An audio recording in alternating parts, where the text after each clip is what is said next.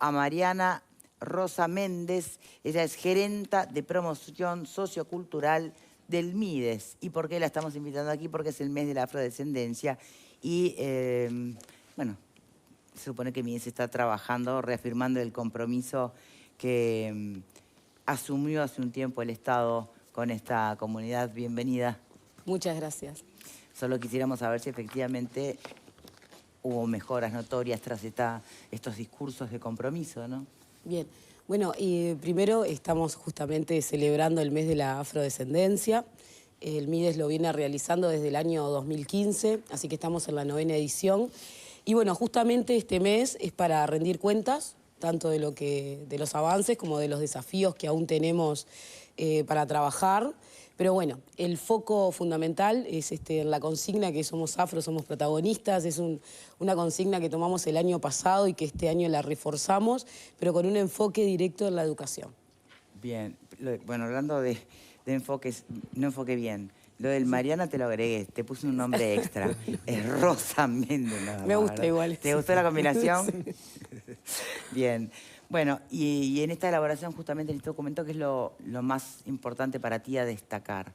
Bueno, justamente lo más importante primero es que nosotros comenzamos un trabajo pensando principalmente en la política pública que quede instalada a futuro, ¿sí? A mediano y corto plazo, pero sí atendiendo las emergencias, pero sí atendiendo una política que quede con las bases firmes, que es justamente la educación. Desde el año 2020 que venimos trabajando con la población afro, el Ministerio de Desarrollo Social es el órgano rector en materia de afrodescendencia y justamente por esta responsabilidad que tiene de monitorear, controlar la política pública referida a esto. Entonces, si bien nosotros tenemos una batería de distintas herramientas y programas para trabajar, nos focalizamos en la educación. Primero porque tenemos datos de mucho tiempo que se vienen trabajando a nivel de la academia y distintos estudios, incluso de la sociedad civil, de la población afrodescendiente en temas de nivel educativo. Entonces, ahí profundizamos porque la población afrodescendiente, al tener menor nivel educativo, una deserción temprana del sistema educativo formal, repercute directamente en la inserción laboral y en un empleo mejor calificado o mejor remunerado. ¿A qué se atribuía la deserción de la comunidad? Bueno, la deserción tiene varios componentes. Uno, que es principal, que nosotros trabajamos muchísimo, que es la discriminación. La discriminación racial es uno de los ejes principales también que hemos trabajado para combatir el combate al racismo básicamente, y allí tenemos una deserción temprana por dos fuentes de discriminación, que uno es el color de piel y el tipo de cabello.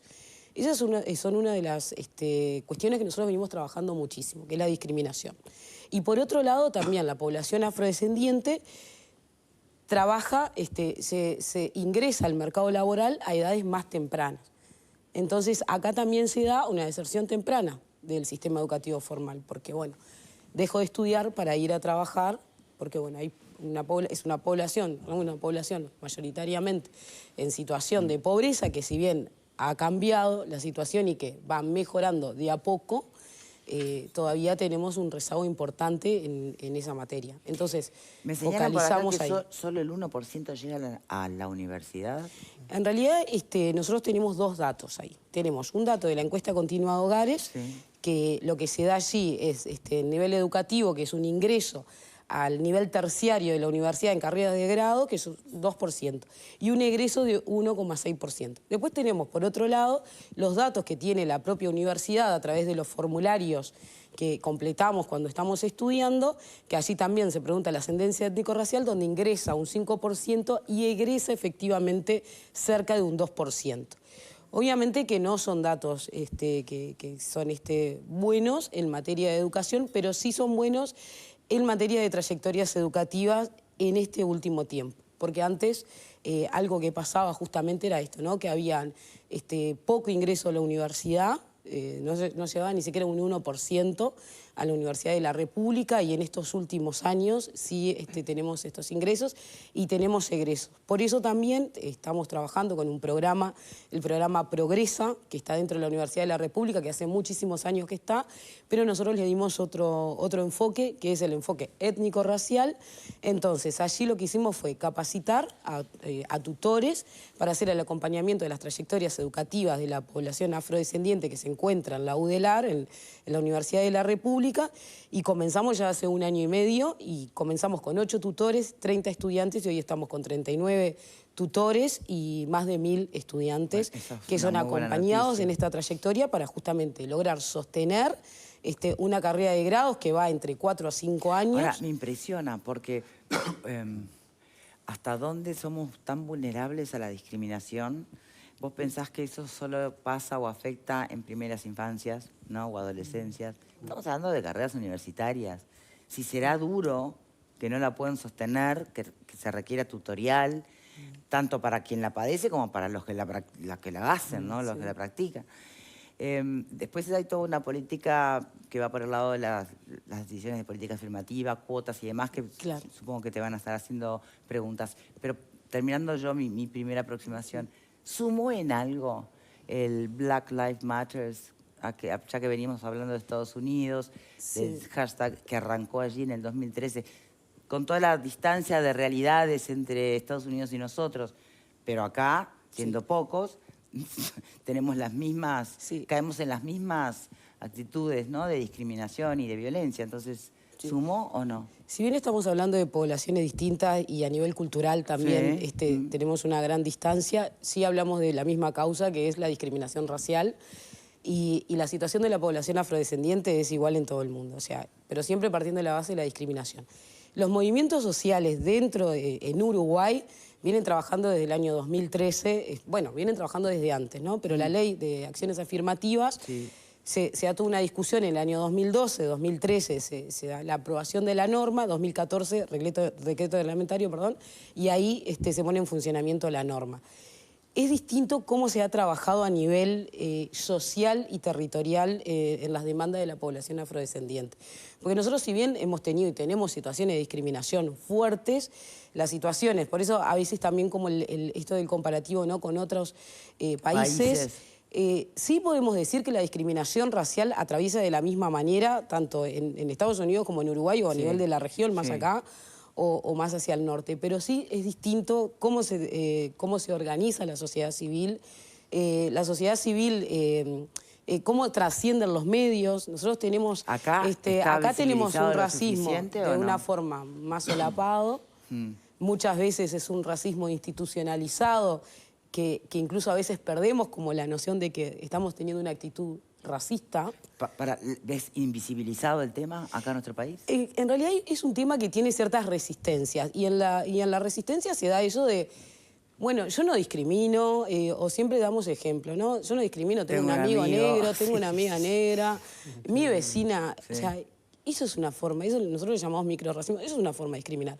O después aquellos dichos o frases que tenemos, ¿no? Están los negros de la esquina, o la lista negra de empleados, todo eso es una forma de discriminar y es algo también a nivel cultural.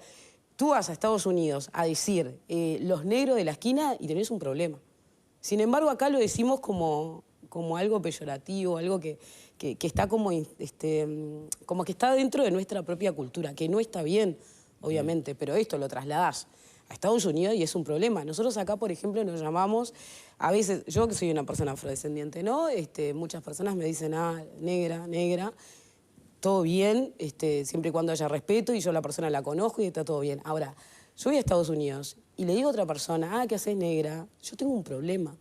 Entonces, ahí es cuando cambiamos y cuando hablamos de que si bien la situación de la población afrodescendiente, en términos de accesos, de oportunidades, es igual a nivel mundial, cambian las culturas de cómo nos llamamos entre nosotros.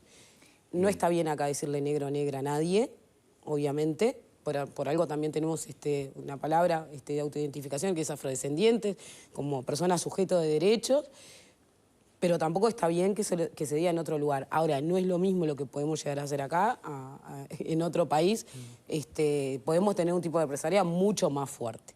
A ver, los escucho. Preguntas, Martín. Sí, Pepe. Rosa, la población afroamericana en nuestro país no llega a un nivel de educación terciaria porque comienza a trabajar en forma anticipada, como tú mencionabas, o porque también estamos hablando de una fuerte discriminación en primaria y secundaria. Porque para llegar, obviamente hay que pasar antes por esas instancias. Claro, nosotros, por ejemplo, la población afrodescendiente en Uruguay, cuando hablamos de los 3 sistemas o subsistemas, digamos, de educación, cuando hablamos de primaria, no tenemos casi brechas, ¿no? Estamos entre un 90 y un 95%. 95% que egresan de la primaria los niños, digamos, Sí. y un no afro y un 90 afrodescendientes. Así que ahí estamos bien. El tema se da en el interciclo.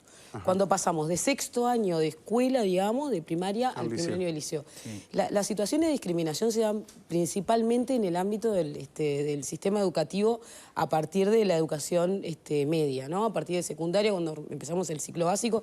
Ese interciclo es donde nosotros tenemos las situaciones de discriminación. Y obviamente eso repercute en dejar de estudiar, abandonar, y por otro lado lo que le decía anteriormente, ¿no? Tener que ir a trabajar antes, a edades más tempranas, y dejar de estudiar, lamentablemente. Por eso tenemos una ley de acciones afirmativas, pero una ley también que lamentablemente no hemos llegado al cupo, pero también tenemos un Las nivel trampitas. educativo de la población afrodescendiente que no condice con un llamado, por ejemplo, cuando están haciendo un llamado específico para trabajar en un organismo específico, donde lo mínimo que se pide es el bachillerato. Yo ni siquiera pude completar el primer ciclo, el ciclo básico, también es difícil que yo pueda acceder. Por eso hicimos como un fuerte enfoque en la protección y la promoción de las trayectorias educativas, comenzando por los interciclos o por el ciclo básico. Bien. Y ahí poder terminar la Antes secundaria. de pasar al siguiente panelista, el último censo, ¿a cuánto llega la población afro? en Estamos nuestro país? esperando con ansias, todavía no tenemos el último dato del censo del año que se hizo el año pasado, Sí. así que estamos esperando. Nosotros, de acuerdo a las últimas encuestas continuas de hogares y lo que se ha realizado, pensamos que estamos en un 10,6%. El último censo en el año 2011 fue de 8,1%.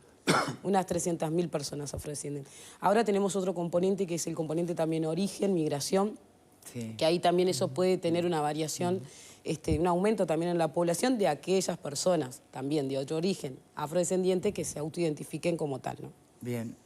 Por aquí, Pablo.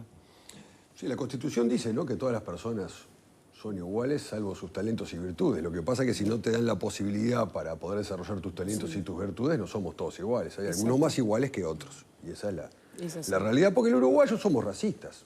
Sí. Lo que pasa es que no lo reconoce nadie, porque queda feo decir. Yo te escuchaba hoy cuando decía, yo tengo un amigo que es negro. Esa es la forma más racista de ser. Decir, Sí. como si fuese un amigo, tengo un amigo que es negro, aplaudime. porque Como tengo un algo amigo distinto, aparte. Claro, o los dichos, porque somos racistas en Uruguay y no lo reconocemos. Creo que lo que hay que hacer es un verdadero reconocimiento de sociedad, de cómo discriminamos, no solo a los negros, Sí, sí. a los negros, a los judíos, a los gallegos, algunos más que otros, ¿no?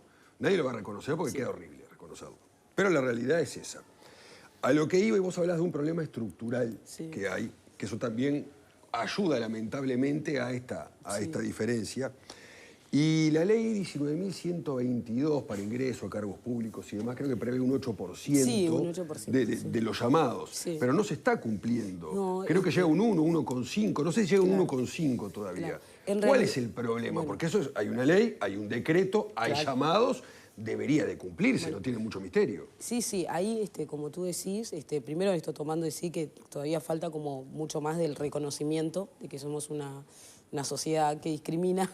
Claro. Eso creo que es parte, pero creo que también hay un cambio también cultural de poder como empezar como a preguntarnos más y a reflexionar un poco más sobre el tema, ¿no?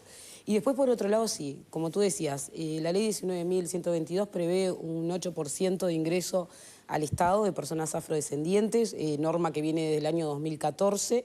¿Se cumple? Lamentablemente no se llegó todavía a un 8%, tuvimos un máximo histórico en algún momento en el año 2018, pero un máximo histórico estoy hablando de un 3%, o sea, lejos de un 8%, pero sí una de las, estudiando, ¿no?, permanentemente, bueno, cuáles son las situaciones. Por un lado tenemos el nivel educativo de la población, población afrodescendiente, que cuando se presenta a un llamado no está no calificado queda porque para, no tiene claro. la calificación en términos de nivel educativo para ingresar. Después, por otro lado, tenemos la promoción de la propia norma para la propia población afro. Bueno, tú podés presentarte en un llamado si sos una persona afrodescendiente, que eso también a veces el desconocimiento de las personas de no saber que la norma, porque también trabajamos muchísimo en eso. ¿Está bien, está unida la comunidad afro? Porque, por ejemplo, si sale una norma que va en beneficio directo a la comunidad, ¿se entera hasta el último o no? Bueno, ¿O está por eso disgregada? ahí tenemos un gran trabajo nosotros desde el Estado, primero en promover este tipo de normas, que es de lo que hemos trabajado muchísimo. Los colectivos afrodescendientes también lo promueven, ¿no? A nivel territorial, la forma que ellos se van comunicando con o sea, la información llega. La información llega, pero no, a veces no está la información del todo para que las personas puedan acceder. Entonces, parte del gran trabajo que tuvimos que hacer fue, bueno, primero recorrer todo el país, porque estamos muy acostumbrados a la centralidad y ese es un gran problema que hemos tenido también en la difusión de las normas, de las acciones afirmativas. Nosotros el año pasado, cuando hicimos el censo para personas afro, también para la autoidentificación, hicimos todo un recorrido también principalmente de prensa, con todas las instituciones, no solamente contando de la autoidentificación y la importancia de la misma, sino que también del alcance de las acciones afirmativas para la población afrodescendiente. Bien. Y eso es muy importante. Y volviendo, perdón, a lo que tú me decías, no se ha cumplido, pero algo que hicimos el año pasado fue el lanzamiento de la guía de la implementación del cupo del 8%. ¿Esto qué quiere decir? Es una guía, que es una herramienta. ¿Para quién está dirigida? Está dirigida para las direcciones de recursos humanos de todos los ministerios. Ah, bien. Pero tiene dos cosas importantes. Una es, obviamente, los pasos a seguir para la correcta implementación del cupo. Y por otro lado, sanciona a aquellos organismos que no cumplan en su nómina, que envían cada año de lo que van a necesitar de recursos humanos, digamos, si no envían ya con la cuota o el número de la cuota dispuesto en ese llamado queda sin efecto hasta en cuanto el organismo vuelva a poner, digamos, la normativa vigente.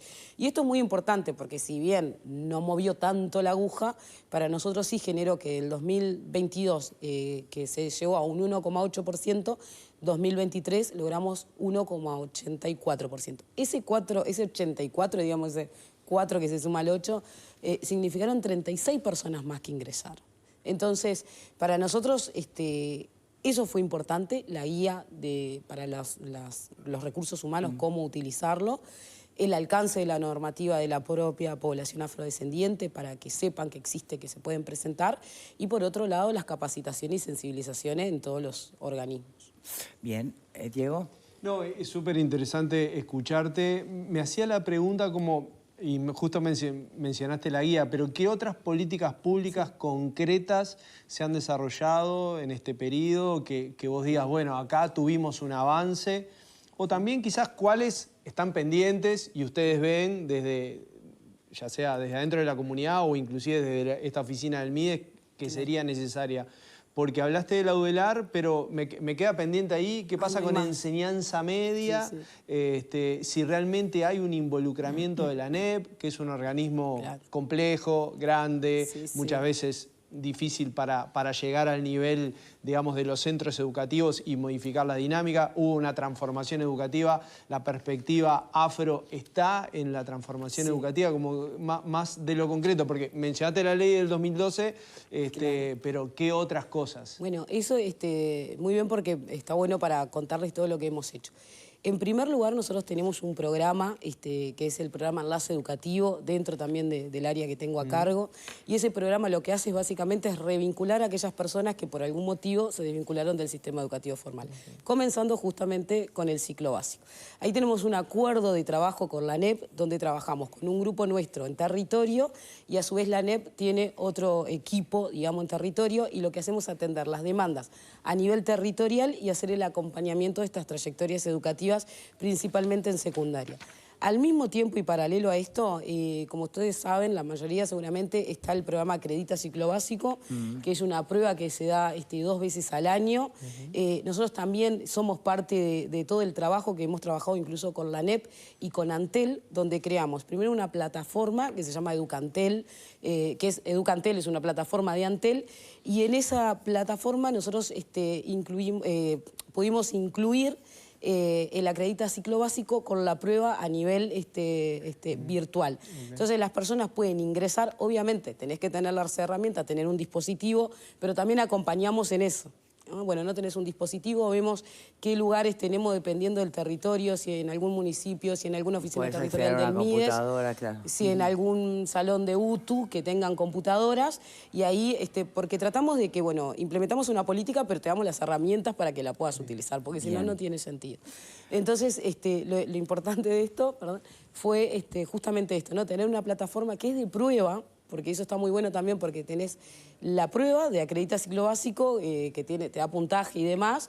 Eso también ayuda a las personas, porque muchas personas que dan el Acredita Ciclo Básico hace mucho tiempo que no estudian, o fueron a estudiar y por alguna razón dejaron, principalmente por el trabajo, y priorizamos población afrodescendiente, población trans, población migrante y población en situación de discapacidad. Y después tenemos otras baterías de medidas, digamos, de educación, justamente para culminar primero el sistema educativo y después, de acuerdo a la necesidad de la persona, oficios, ¿no? Que ahí tenemos, por ejemplo, multioficios, que es con UTU, albañilería sanitaria y electricidad, que eso ha tenido inserción laboral. Escuelas de enfermería, donde damos módulos de tisanería, ayudante de cocina y auxiliar de servicio, que incluso en Montevideo ya tenemos 8 personas trabajando en una mutualista privada, y después también en Salto, y ahora tenemos abierto en otros departamentos. Entonces, el foco nuestro, más allá de lo que hemos hecho, que creo que en ese sentido ha sido muchísimo, nos focalizamos en lo que realmente la población afro tenía, tanto como demanda como necesidad. Bien. Para acceso y oportunidades. Si me permitís, Rosa, me gustaría ampliar un poquito el círculo. Leandro, ¿cómo advertís que somos como sociedad? Esto de que todos somos discriminadores, de que ¿estás de acuerdo? ¿Coincidís? Sí. Creo que ahí tenemos mucho para progresar, por más que creo que han habido avances, pero evidentemente hay mucho por hacer. Las ¿verdad? Políticas afirmativas, ¿estás a favor? Las políticas afirmativas, la cuota, por ejemplo, ¿estás a favor o en contra? Sí, a mí lo que me preocupa es la medición de las políticas que se ponen. O sea, me preocupa no. Sí me preocupa, es el término. Que se midan las políticas que se aplican. Porque en función del resultado uno puede ver la eficiencia. Claro. Entonces, ella habló de una cantidad de líneas de trabajo. ¿Cuán medibles han sido hasta el momento? Claro, lo que yo quería saber es si han medido impacto y resultado. Impacto y resultado y efectivamente qué realidad han logrado cambiar a través de esas políticas, porque si no nos quedamos en la manifestación de una buena intención. Claro, Bien. Nosotros a través del Ministerio de Desarrollo Social, que tenemos distintos programas incluso de evaluación, nosotros ahí sí tenemos buenos datos. Ahora, estamos esperando, obviamente con ansias, el censo, porque el censo nos va a dar también la situación actual de la población afrodescendiente. Entonces ahí nosotros también vamos a poder hacer un comparativo. Lo que sí tenemos, por ejemplo, a nivel educativo, nosotros sabemos que en estos últimos 5 años, como son políticas a largo plazo, porque una cosa es atender la emergencia y otra cosa es pensar en el futuro de las personas, ¿no? Y que esto pueda transformar la vida de las personas, aún necesitamos más tiempo para poder decir, bueno, sí, esta política fue efectiva o no fue efectiva. Sí entendemos que las trayectorias educativas, la promoción de las trayectorias educativas y la protección de las trayectorias educativas en la población afrodescendiente es fundamental. ¿Por qué? Porque se han escrito ríos de tintas, que yo siempre lo digo, sobre afrodescendencia. Todo el mundo ha hablado y ha escrito sobre afrodescendencia durante muchísimos años. Pero acá lo importante era tener una acción específica en algo. Nosotros tenemos en afrodescendencia 2 temas fundamentales, educación y trabajo. Pero si yo no tengo un nivel educativo o no tengo trabajos de calidad, cubierta la formación para poder tener... Entonces, ahí yo creo que lo que podemos hacer de repente en un futuro, porque están sentadas las bases y ya lo estamos trabajando, incluso esto que yo les decía, ¿no? dentro del MIDES, en los distintos programas. A mí la verdad que cuando me dicen, bueno, mira, Ciudad Universitaria, ¿no? Un ejemplo, Ciudad Universitaria, no sé si lo conocen, pero es un programa que tiene el INJU para jóvenes que vienen del interior del país a estudiar a Montevideo en situación de vulnerabilidad socioeconómica. Nosotros pasamos de tener 20 jóvenes afrodescendientes a tener 29 jóvenes afrodescendientes. Es muchísimo para nosotros y es un logro también. Claro. Y esto para nosotros, sin ir a empezar a contar con números, tener una medición exacta de lo que está pasando, si nosotros tenemos chiquilines del interior del país, afrodescendientes, que tenemos muy poca inserción en el nivel terciario de la universidad, que de 180 jóvenes, 29 sean afrodescendientes, representando un 16%, es altísimo. Sin duda. Porque supera incluso la media nacional, ¿no? Pensando en un 8%, por ejemplo. Entonces eso tiene una cierta medición. Y después en los distintos programas. Cada vez, en esto del monitoreo, ¿no? de cada uno de los programas, cada vez tenemos más jóvenes afrodescendientes en los distintos programas del MIDES. Entonces se puede tener dos lecturas. Ah, bueno, si van al MIDES, pero el MIDES no solamente nosotros atendemos la situación socioeconómica. No, claro. También en esto, ¿no? de la población afro atendemos eso, pero atendemos otras situaciones también. Claro, La palabra negro siempre es ofensivo. En realidad sí, porque la palabra negro, negra, cuando... Yo, por ejemplo, que soy una persona afrodescendiente, si ustedes me pueden ver y se dan cuenta que soy afrodescendiente, yo de repente lo puedo utilizar. Es una mujer pero yo monísima, tengo un nombre, quiero decir, o una sea, mujer las monísima. personas afrodescendientes tenemos nombres, como Sí. todas las personas, entonces no está bien. Te lo pregunto porque vos misma decías, si sos de mi confianza, que me digas negra está bien, porque es algo... Claro, o sea, porque yo soy una persona afrodescendiente, pero que una persona que no es afrodescendiente, que venga y me llame, negra, vení, o sea, y no tenemos confianza, no me conoces, o no hablamos, esto de negrita, vení negrita, no está bien. No, está. No está bien. Pero bueno, esto también fue todo parte de la lucha social, de los colectivos. Y cuando hay un afro importante que dice que a mí decime negro, que es como me llamo, como Bueno, me gusta, hay como personas... Rada, ¿molesta o no? Rada es su marca, digamos, Sí, ¿no? por O eso. sea, y siempre no estamos de acuerdo muchas veces, pero bueno, es una Se forma entiende también que en su caso, claro. Claro, que son casos específicos que se han llamado así toda la vida y que, bueno, tampoco podemos estar cambiándolo, pero no está bien. O sea, las personas afrodescendientes es una palabra específica como sujeto de derecho y negro es una forma despectiva de llamar a otra persona. Rosa Méndez, muchísimas gracias de verdad por habernos acompañado. Es todo el mes de la Es todo el afrodescendencia, mes. ya que ya habrá otra oportunidad para hablar de cosas... Y tenemos actividades. más, exacto, actividades concretas y destaques, ¿no? O sea, logros puntuales, hay que esperar el censo, eso sin duda Es importantísimo. va a dar mayores insumos. Muchísimas gracias por habernos acompañado. Gracias a todos ustedes. Hacemos una pausa y ya venimos.